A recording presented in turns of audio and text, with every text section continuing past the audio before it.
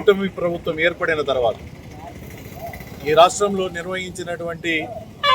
Mega DSC దగా డిఎస్సిగా మారడం, అదేవిధంగా ఈ రాష్ట్రంలో చదువుకుంటున్నటువంటి విద్యార్థినీలకు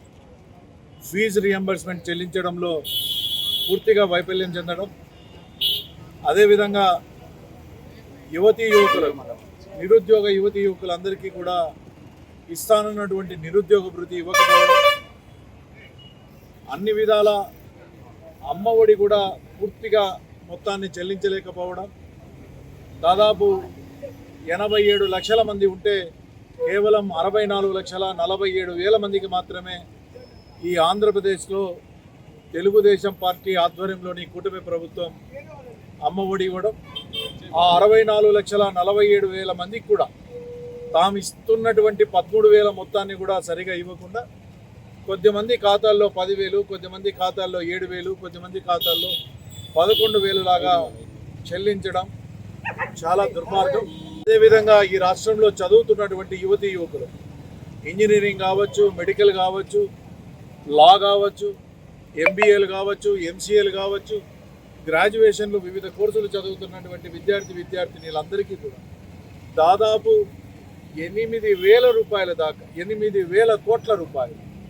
నాకు తెలిసి కేవలం ఇంజనీరింగ్ విద్యార్థులకే దాదాపు 5,200 నుంచి 5,004 కోట్ల రూపాయల వరకు ఫీజు రియంబర్స్మెంట్ చెల్లించాల్సి ఉన్నా ఇంతవరకు కూడా చెల్లించకపోవడం, వాళ్ళందరినీ కూడా వివిధ కాలేజీల్లో చదువుకుంటున్నటువంటి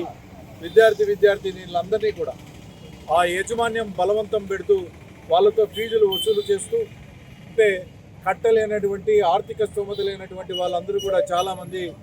చదువును వదులుకుంటున్నటువంటి పరిస్థితి వచ్చింది. అదేవిధంగా తాము ఇచ్చినటువంటి నోటిఫికేషన్లో 16,000 మందికి ఉద్యోగాలు ఇస్తామని చెప్పి డిఎస్సి ద్వారా ఆ డిఎస్సిని కాస్త దగా డిఎస్సిగా మార్చారు. కేవలం ఏదైతే స్పోర్ట్స్ కోటా ఉందో ఆ స్పోర్ట్స్ కోటాలో ఉన్నటువంటి వాళ్ళందరికీ కూడా నకిలీ సర్టిఫికెట్, జాతీయ అంతర్జాతీయ క్రీడలు ఆడినటువంటి విద్యార్థినీలకు కాకుండా కేవలం సంస్థల్లో సర్టిఫికేట్ తెచ్చుకున్నటువంటి వాళ్ళకు ఉద్యోగాలు ఇవ్వడం, లోకేష్ వెంబడి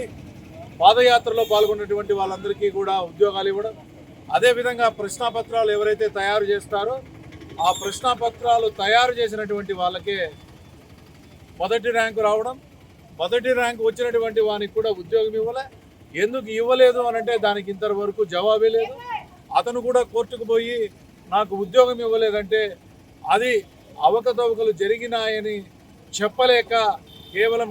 కోర్టుకు కూడా సమాధానం ఇవ్వలేని పరిస్థితులు ఈ కుటుంబ ప్రభుత్వం ఉంది. కాబట్టి వీటిని అన్నిటికీ నిరసనగా 6, 7, 8, 9వ తారీఖులు సింగనమల నియోజకవర్గంలో డాక్టర్ శైలజనాథ్ గారి నాయకత్వాన్ని, అదేవిధంగా అనంతపురం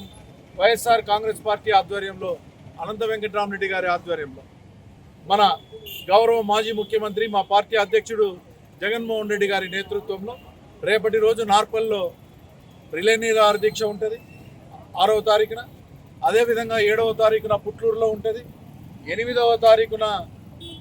గార్లదిన్నలో ఉంటుంది, 9వ తారీఖున ఎల్లనూరులో ఉంటుంది. అదేవిధంగా మా నియోజకవర్గ సమన్వయకర్త మాజీ మంత్రి గారి నాయకత్వంలో 10వ తారీఖున బుక్కరాయి సముద్రంలో యువకుల కోసం